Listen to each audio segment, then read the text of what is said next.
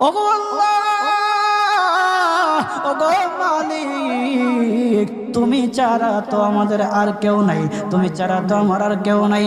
আল্লাহ গো, তুমি যদি মাফ না করো কে আমাকে মাফ করবে?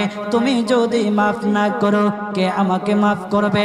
তুমি যদি আমাকে মাফ করো তাহলে তোমার কোনো দিকে কমবে না, তুমি যদি আমাকে মাফ না করো তোমার কোনো দিকে বাড়বে না।